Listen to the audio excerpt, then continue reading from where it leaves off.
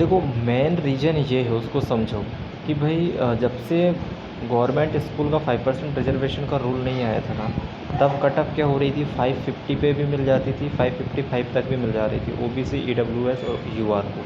लेकिन जैसे ही 5% जीएस का क्राइटेरिया आया ना, तो 539 में तो जीएस वाले को भी मिल जा रहा है, लेकिन वहीं 565 तक है बाकी जो विथआउट जीएस वाले उनको मिल रहा है। तो ये भाई इतना ज़्यादा डिफरेंस क्यों आया जीएस के लिए? तो इस बार भी जीएस है, तो इस बार तो 565 क्या 5 तो जैसे तो इंक्रीज होगी, तो मतलब 570 मान लो, ज़्यादा बढ़ेगी नहीं, क्योंकि 5% रिजर्वेशन पिछले बार भी था, इस बार भी था। वो पिछले बार एकदम से इतना क्यों बढ़ा था, क्योंकि भाई पहली बार रूल चेंज हुआ था ना, तो ज़्यादा बच्चे में उसमें सीट मिल गई थी। तो ये मेन डिफरेंस है कि भाई 2 साल से लगभग सिमिलर कटअप आ रही थी, 5 to 7 नंबर ही बढ़ रही थी ना कटअप, लेकिन जीएस के कारण एकदम से 10 to 15 नंबर बढ़ी हुई थी। लेकिन अब जो सिर्फ 5 to 7 ही बढ़ेगी, ये मेन फैक्टर है जो मैं बता रहा हूँ आपको, ठीक है।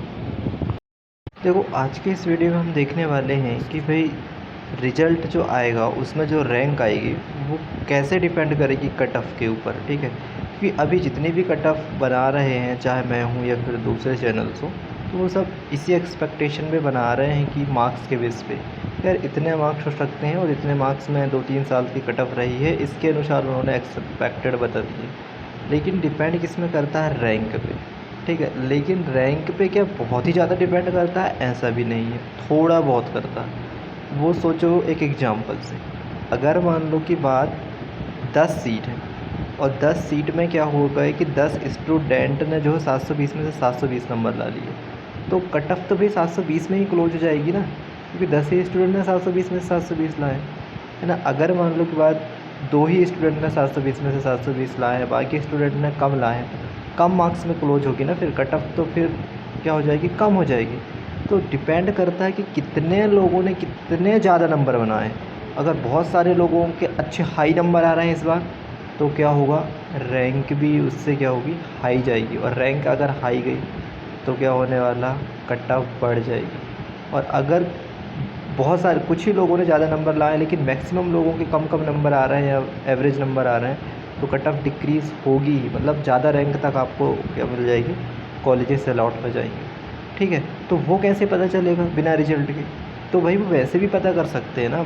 अब जितने भी लोग इस वीडियो को देख रहे हैं ना, वो सारे के सारे क्या करो, अपनी कैटेगरी लिखो और अपना स्कोर लिखो। OMR शीट और आंसर की तो आ गई है, तो वो लिखो। बहुत सारे स्टूडेंट, जितने ज़्यादा स्टूडेंट लिखेंगे उतना अच्छे से हम एनालिसिस कर सकते हैं, है ना। 100% तो नहीं, लेकिन कुछ हद तक हम कर सकते हैं कि यार ज़्यादातर बच्चों के कितने मार्क्स आ रहे हैं, ठीक है। तो ये क्राइटेरिया हो गया। दूसरा क्राइटेरिया ये है कि ST कैटेगरी और बाकी कैटेगरी में बहुत डिफरेंस है। ST कैटेगरी में क्या कर सकते हैं कि आप अनुमान लगा सकते हैं, ठीक है, रैंक के बेस पे।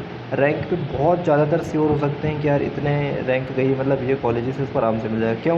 क्योंकि ST कैटेगरी जो सबसे ज़्यादा MP पे ही निवास करती है, बाकी स्टेटों पे बहुत कम है, नहीं के बराबर। इसलिए रिजर्वेशन भी उनको 20% है, क्योंकि जनसंख्या के आधार पर करते हैं ना वो।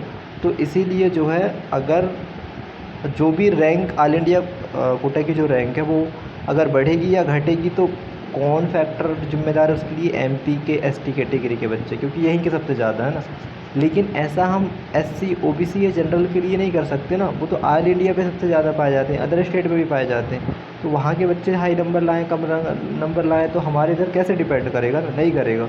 इसीलिए हम क्या करते हैं, और दूसरे फैक्टर भी लेते हैं। रैंक तो ठीक है, मेन फैक्टर हमको यही देखना पड़ता है कि यार ज़्यादातर बच्चों के कितने नंबर आ रहे हैं, 720 वाले कितने हैं, 710 वाले कितने हैं, 700 प्लस वाले कितने हैं। उस आधार पे अच्छे से हम लगा सकते हैं ना। और इसके अलावा जो फिर रैंक आती है तो उसमें भी थोड़ा बहुत लगा सकते हैं। इसके अलावा और भी मेन फैक्टर हैं कि यार कितने सालों से कितनी कितनी कट ऑफ बढ़ रही है, क्या कॉलेजेस ओपन हो रहे हैं इसके कारण कोई फ़र्क पड़ रहा है, क्या पेपर टफेस्ट के कारण, क्या अपीयरिंग स्टूडेंट के आधार पे। तो यही सब मेन फैक्टर हैं। ऑल इंडिया की सीट वगैरह पे से तो ज़्यादा फ़र्क पड़ता नहीं है, क्योंकि पहले रिवर्ट होती थी, फिर रिवर्ट होना बंद हो गई। और ठीक है, यूपी वगैरह में ज़्यादा कॉलेजेस खुल रहे हैं तो वहाँ की ज़्यादा सीट जा रही, तो अपने यहाँ के बच्चे जाते हैं, लेकिन उतना मेन फैक्टर वो नहीं है, ठीक है। कंपटीशन इतना बढ़ रहा है कि इंक्रीज होगी ही होगी कट ऑफ, भले 5 नंबर हो या 10 नंबर हो। तो एकदम से ज़्यादा डिफरेंस भी नहीं आता कि यार 20 नंबर इंक्रीज़ हो गई है ना। तो यही सब मैंने मेन फैक्टर बताया, तो अभी से एनालिसिस कर सकते हो और अभी से पूरी तैयारी के साथ काउंसलिंग कर सकते हो।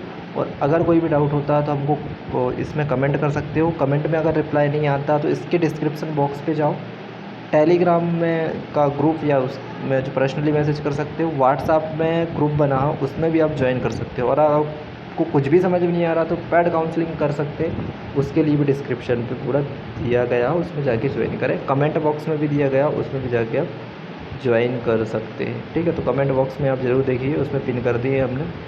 बाकी मेन फैक्टर यही है, आप जितना कमेंट करोगे उसके आधार पे ही पता चलेगा कि क्या है। रैंक के आधार पे तो थोड़ा बहुत पता चलेगा, तो पूरा डिपेंड नहीं रह सकते हम रिजल्ट के रैंक के आधार पे। ठीक है, बाकी एमपी की मेरिट लिस्ट आती है तो उसमें तो 100% श्योर हो जाते हैं, क्योंकि पूरी मेरिट ही आ जाती है ना। तो हम सीट से उसको देख लेते हैं, इतनी सीट है और इतने बच्चे आ रहे हैं इस रैंक पे, तो उसमें 100% बता देते हैं यार इनको मिलेगा। वो भी किस में पता, ओबीसी जनरल का नहीं बता सकते, क्योंकि ओबीसी जनरल में क्या होता है कि ओबीसी के कुछ स्टूडेंट यूआर की सीट ले लेते हैं, क्योंकि उनके ज़्यादा नंबर आ जाते हैं ना, तो उसमें कुछ दिक्कत आती है। फिर भी उनको हम थोड़ा थोड़ा ऑक्यूपाई करके तो थोड़ी प्रॉब्लम आती है, लेकिन उसमें भी थोड़ा बहुत अनुमान लगा सकते हैं, लेकिन दिक्कत होती है उसमें। लेकिन एसटी एससी का तो आराम से कर सकते हैं, ओबीसी जनरल का भी लगा सकते हैं। ठीक है, ऑल इंडिया में बच्चे चले जाते हैं तो वो तो हर साल ही जाते हैं, है ना, ऑल इंडिया के थ्रू जो लेते हैं।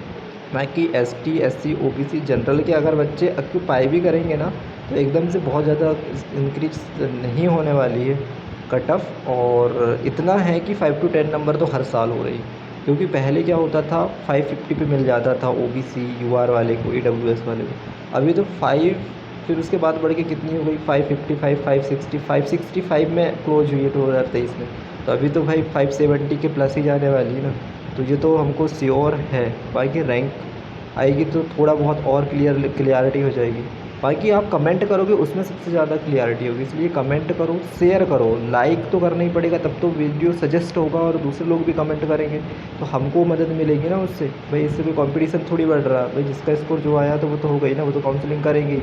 ऐसा थोड़ी कि वो काउंसलिंग नहीं करेंगे, सब काउंसलिंग करेंगे, जिसका कम स्कोर भी आता तो वो भी करता है। और सब्सक्राइब करके बेल आइकन भी ज़रूर दबाएं, क्योंकि नोटिफिकेशन ही नहीं जाता, बोलते सर इसका वीडियो नहीं बनाया, सारे वीडियो बने हुए हैं। और ग्रुप तो ज़रूर ज्वाइन कर लो, फुल काउंसलिंग तक आपको वीडियो नोटिफिकेशन हर चीज़ डॉक्यूमेंट्स रिलेटेड पूरी जानकारी उसमें मिलेगी। ठीक है, ओके।